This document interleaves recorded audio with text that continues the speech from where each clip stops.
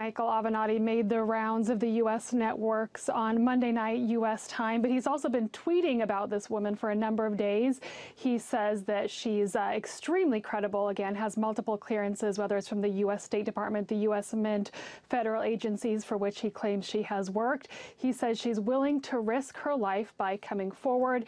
He says the information that she has both corroborates some of the other stories that we have, and that she herself was the victim of some sort of incident with Kavanugh, the information about house parties, which again is quite similar to the other two allegations that we have heard. She said, again, she's willing to take a polygraph if Kavanugh also is willing to take a lie detector test. When Avenatti was asked, well, why are you waiting another 48 hours to come forward with what likely is going to be a bombshell in the story, he said that both he and his clients still need a bit more time to get their ducks in a row.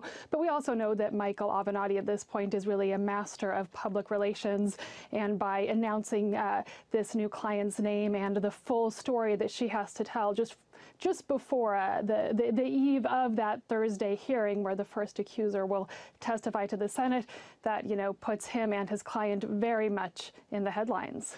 Michael Avenatti shot to fame, of course, as the lawyer for Stormy Daniels, the adult film star paid off by Donald Trump.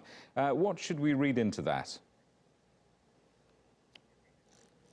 He is very much a celebrity lawyer at this point, on the television networks all the time, himself talking about running for president. And critics and commentators are quick to point out that he has in the past made some grandiose claims for which he hasn't followed through. For example, saying that other women also were paid off by Donald Trump. He never really came through with proof of that.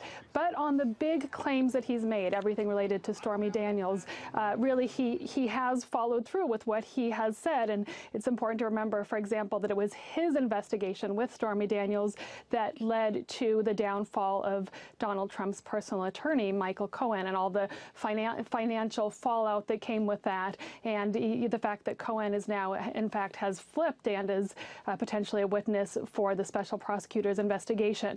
My prediction is that given the confidence with which he's speaking, that we can certainly expect a bombshell on Wednesday night, just like he's promising.